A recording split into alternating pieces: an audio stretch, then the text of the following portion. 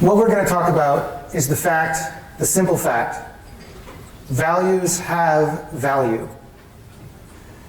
If we look around the world today, we see things that don't seem to reflect our values. We see climate. We see issues with heat and drought and fires. We see inequality. We see poverty.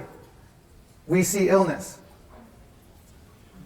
Now, these do not reflect our values. Is this the world that shows what we actually value? I don't believe it is. The question is, if where we are is a world that does not reflect our values, then why? Let's pause for a second to think, what would it be like if, in fact, the world did reflect our values? If we actually were happy to see the news? If when we asked people and when we thought to ourselves, will our children and their children be better off than we are? If we gave a confident yes, what would that world be like? But that isn't the world we live in, is it? Think for a second about a time when you acted in perfect harmony with your values. Think about a situation where you were very clear what your value was. Did you feel something? Did you physically feel different when that happened? That's what values can do. Would you value at 0 not destroying the Great Barrier Reef? Is it a value of 0 to you that your children will never be able to see that? Is it a value of 0 to you to know that you will be contributing to ending poverty or hunger or slave labor? Would you really pay 0 to, if you knew the bad that your purchases or your company did, to end that? How many people would say, no, that's a value of 0? And yet, that's what we do. When we don't put value on our values. Now, I said the first reason that we don't do this is because we don't realize how strong they are. Here's an example. I used to go to different organizations and talk to different audiences and ask them a simple question. Out of the hundreds of people, I would say, think about your full capabilities.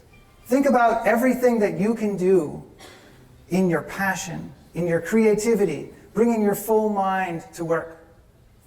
Picture that, and then ask yourself, how much of that do you bring to your work every day? These were often audiences of high performers, and I would ask them to raise their hands. And if I said, do you bring 30% or more? Pretty much everybody raised their hands. The same at 40. Around 50, we started to see people's hands drop. Quite a few people wouldn't be willing to say they brought as much as half of their full, true capability to work. Around 60, the drop accelerated. There were a few people who would say 70. We had 1 or 2 people who would say 80, and 1 or 2 snarky people who would say they were obviously lying. We basically never had anyone above 80. Not even 90%, not even 90, never mind 100, never mind the concept of bringing your whole full capability to work every day. What would an organization be like where that happened? What kind of power would that bring? Would that not benefit the organization? When they bring their full self to designing products and services, what happens? Well, it turns out that the sales go up. One major retailer, 12, 15, 20% increase in sales, depending on the country. A lot of the value of our values is submerged, hidden below the surface. Just to return to the talent example, I was talking to the head of corporate engagement, community engagement, social responsibility, whatever you want to call it, at about a 60,000 person company. And she was well regarded, been in the field a long time, really knew what she was doing. And I said to her, how much do you think the talent engagement benefits of sustainability are? And she said, I think they're about $3 million a year. Now this is great because most people don't actually answer that question with anything other than, I don't know. But she was willing to put an answer, a real dollar figure answer. And then she said something else. She said, but I bet if I asked my executives, when I say 3 million, they would say 300,000. So that's the first problem. The first problem is that her executives believe it's worth 1/10 as much. The second problem, when we actually did the calculation, when we walked through how big they are and what their average salary is and what their attrition is and all of the things that go into the calculation, it turned out she was off too. Also by a factor of 10. $30 million a year. Now that means she was off by a factor of 10 and she really knows what she's doing. But what else does it mean? It means her executives were off by a factor of 100.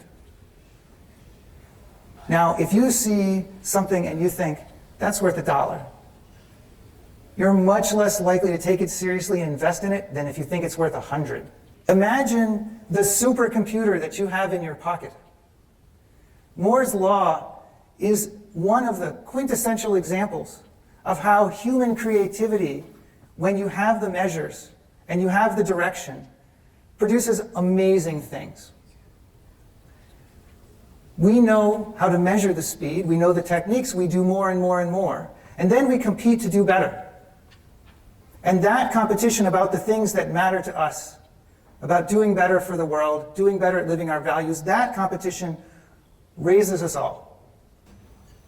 And that brings us back to where we started. That values have power.